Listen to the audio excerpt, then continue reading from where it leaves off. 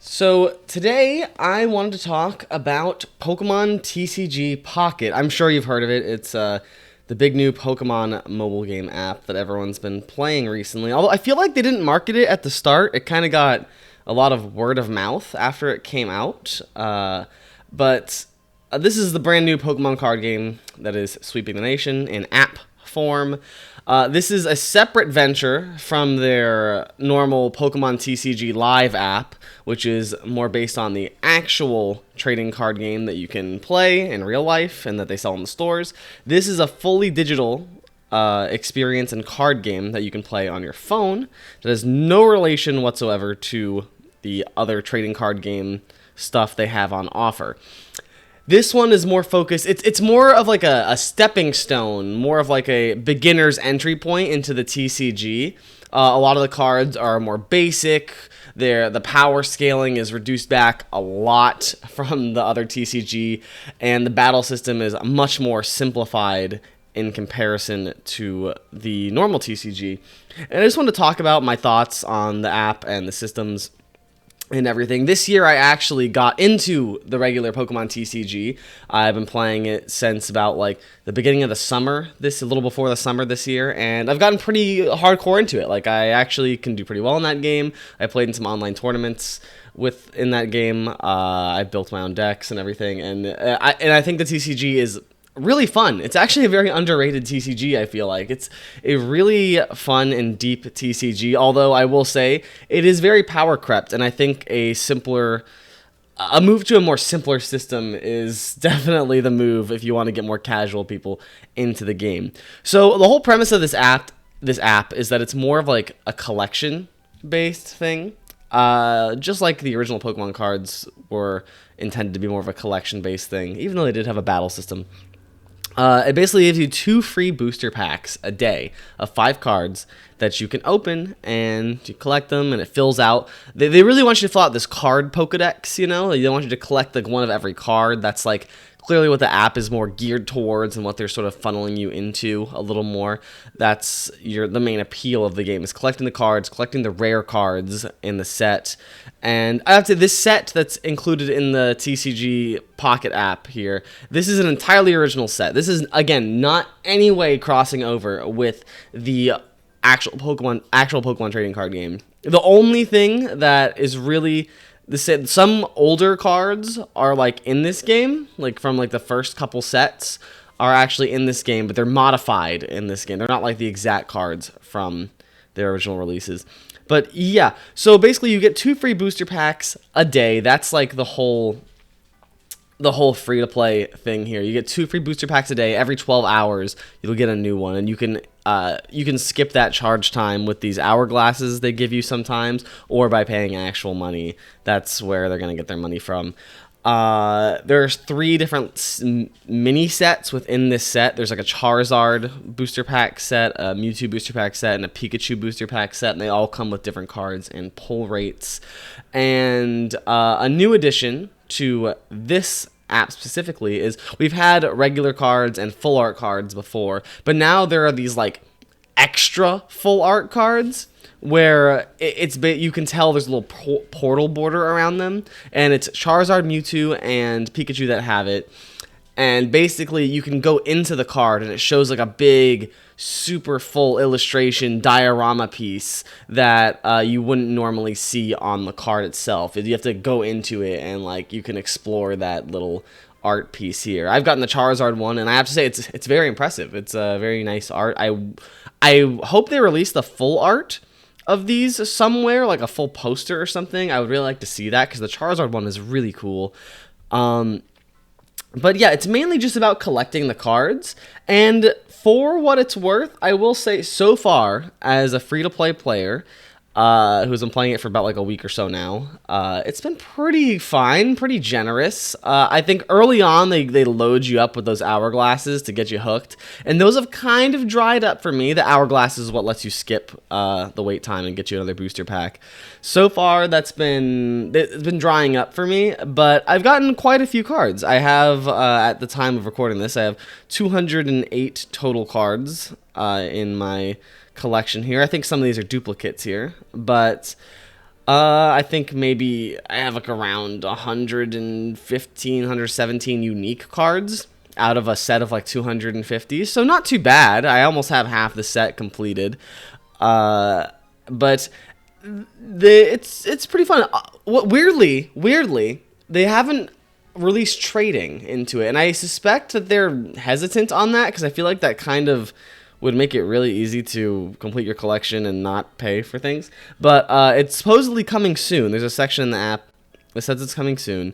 But yeah, it's mainly about the collection aspect, but there is online battles. There is battles, and people are starting to get into it. I think it was a little bit of a slow start as people collected some cards. It's kind of hard to build a little bit of a deck when you're just starting out because you just don't have anything. But they have simplified the battle system really heavily here. So instead of a deck of 60 cards, you actually get a deck of 20 cards, which is wow, like insane reduction in the amount of cards you can put in there. But honestly, it's not that bad. I like it so far. And the biggest difference from the original card game, there's prize cards where you take 6 of your cards from your deck, put them face down, and whenever you get a knockout, you can collect one of those cards back and put it in your hand. And when you collect all those cards, you win. They've totally done away with that in this version of the game. You just get points. And once you get 3 points, you win. So every time you knock out a Pokemon, you get a point. So stuff like retreating your Pokemon out and switching them out or picking them back up, putting them in your hand, avoiding a knockout is really, really important in this game. It's a lot more faster paced and a lot more concise than the original Pokemon card game, which I think is both a boon and a detriment because it is much more simpler, much more easy to understand, very straightforward, but at the same time, I think it makes it so matches can be kind of volatile. It's kind of hard to come back. It's kind of hard to... Things can kind of just snowball really easily, especially if you're not drawing the correct cards out of your deck. You just get unlucky. However... there are some pretty big other changes to the battle system here. Instead of having 5 other benched Pokemon, you can only have 3 benched Pokemon, which makes you really think about which Pokemon you want to bench down because you're really not going to get that many opportunities to build any more Pokemon up outside of the start of the game. So you want to get your Pokemon down that you need down early, and if you kind of draw into your shit Pokemon early on and fill your bench up, you kind of lock yourself out from actually building an end game. So you need to be very particular about who you're putting on the bench. Another big change, and this is probably the most drastic change of all, and there's some contention with this, in my opinion, is that there's no energy cards, like, at all. Instead... energy generates each turn on like the corner of your screen. You just get an energy and you can put that energy wherever you want on your turn. However, if you go first, you can't put an energy down whatsoever. So this is just leading directly into my biggest gripe with the battling in this game, is that it can feel very one-sided. Like, you don't want to go first. Going first is so bad in this game. Like, already in Pokemon, in the original Pokemon TCG, going first or second was often a question of what deck you're running, because you could still attach an energy, you just can't attack on your first turn in the Pokemon TCG. But here, you can't attack and you can't place down an energy. So it's just like... wow, if you go first in this game, you're so far behind, especially since this game is so much more simplified. There's less Pokemon to place down, less energy that you need to get in play. Like most Pokemon only have like 1 or 2 energy attacks, at the beginning of the game, so they can really get snowballed early, especially if they have like one of the few cards that accelerates energy onto the board, like Misty or something. I had a guy, turn 1, slap down an Articuno EX, played down Misty, got like 4 heads, loaded it up with 4 water energy, and then I just lost because I didn't have anything. I couldn't do anything. There was nothing I could do. Like, I couldn't attack. I couldn't place down energy on my first turn. So, like, yeah, I don't know. A really weird choice that they would do that. I feel that needs to be changed. You should be at least be able to put down an energy, because that seems to be the biggest contention so far, for me at least, is that as soon as you flip the coin to go first or second, if you go first, you're sort of just like, I'm probably gonna lose this, and especially in like the CPU battles. Like if you're in the CPU battles, if you flip the coin and you go first, you might as well just restart, like straight up. Like it's not worth it. And also I also feel like it can maybe be hard as a new player who's getting right into the game. It could be potentially hard for you to like play with your friends. Like you can't just download the app and play with your friends. You have to get to level 3 to unlock battling, and even then, once you unlock battling, it's like, okay, you can you need to try to scramble a deck together out of what the scraps of Pokemon that you have, and it's probably likely that your friends are already going to have way better Pokemon than you, and you're gonna get mollywopped. Weirdly enough, and maybe I just haven't found like the option for this, but when you get certain supporter cards, like some of the gym leaders like Brock and all that, you unlock a rental deck that you can use in the single player. This game does have like a bit of a single player where you fight like computer opponents and get little prizes for it. And you can use these rental decks there, so you don't have to have these cards unlocked to play with them. I thought maybe like, oh, cool, I can use this rental deck like online or something. No, as far as I can tell, that's not the case.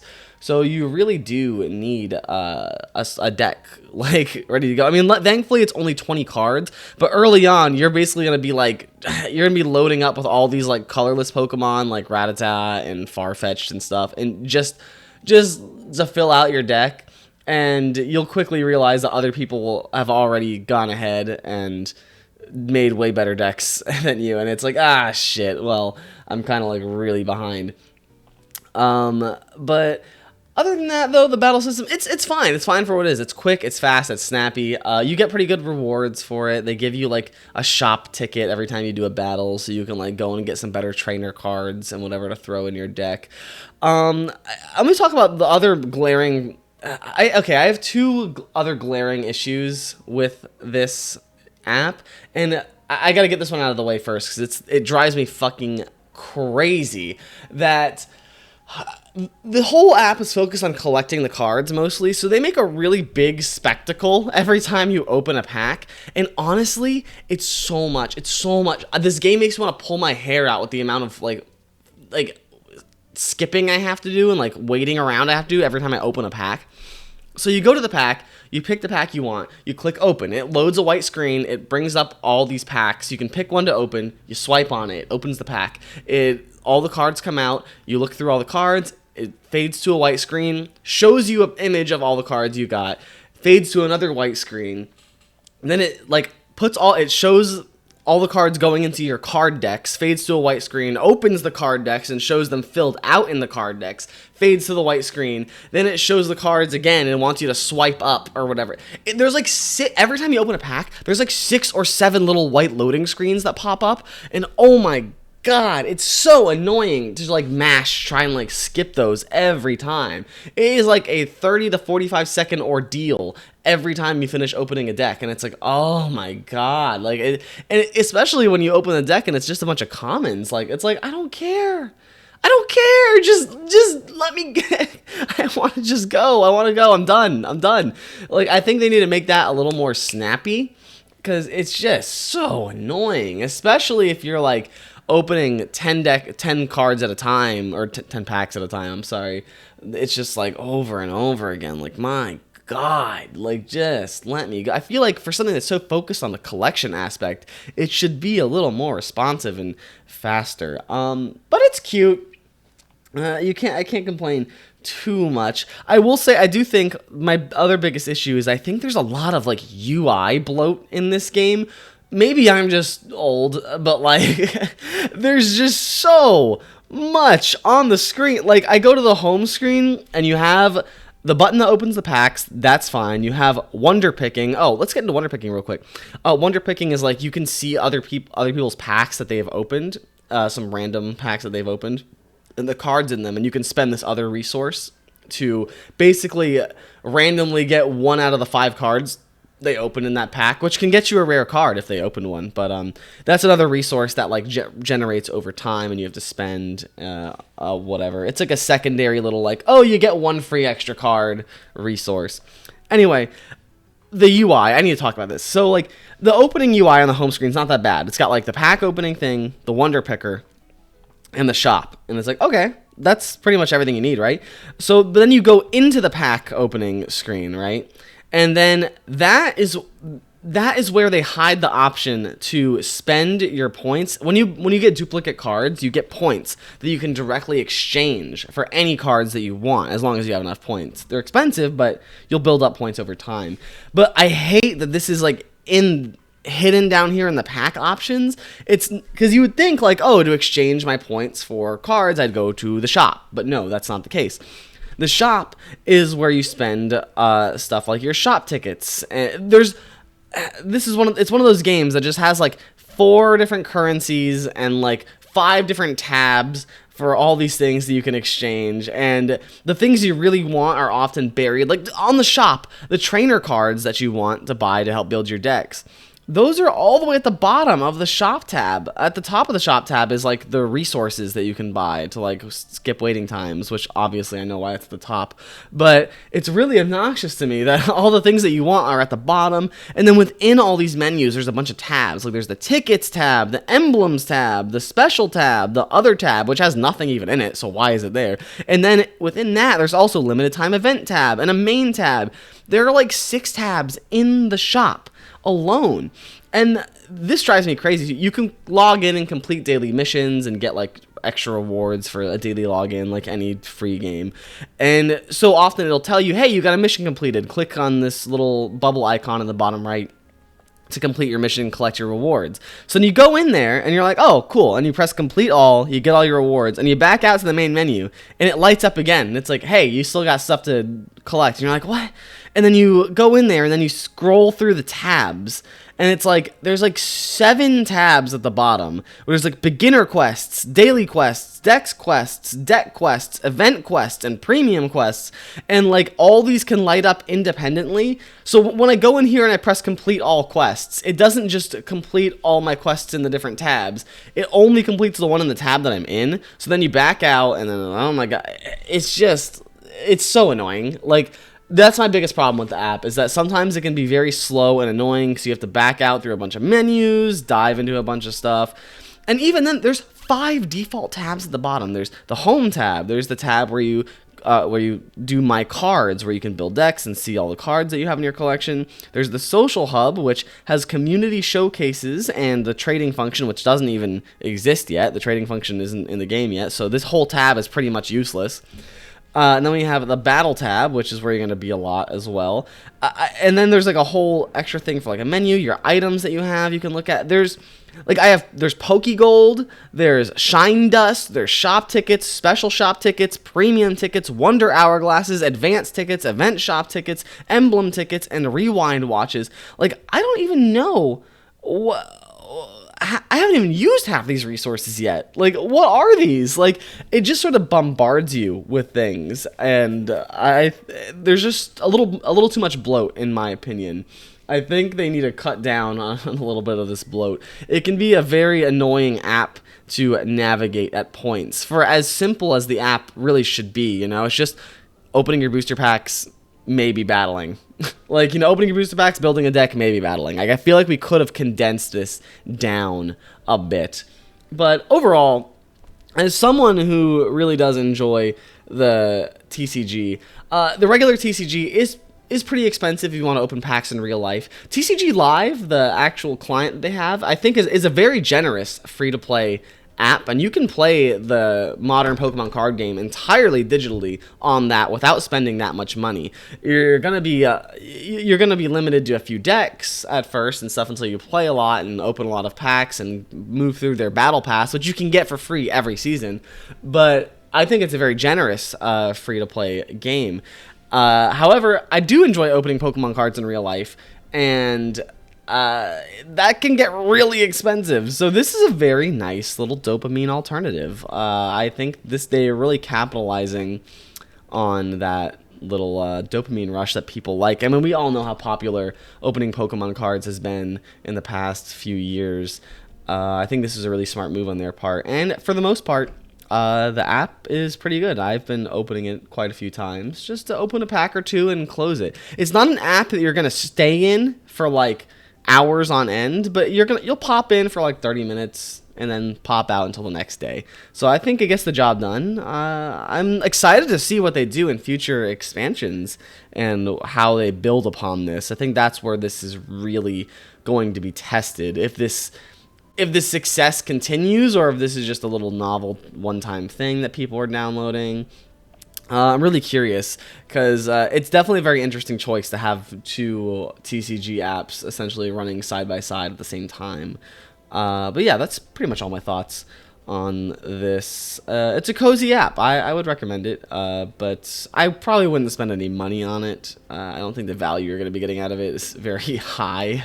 Like, it's baby's first TCG. If you enjoyed this, I think that's what they want you to do. They want you to enjoy this and maybe take a stepping stone up to the real life TCG and do all that. And I think for that purpose, I think this does a fantastic job and really satisfies those people who really just like collecting Pokemon cards and looking at the art. That's who this is really marketed towards, and I think it does a great job of that. But yeah, that's all my thoughts. I just want to get these thoughts out there on what I thought about TCG Pocket. And yeah, I'll catch you next time. I'll see you later. Bye-bye, and open those packs.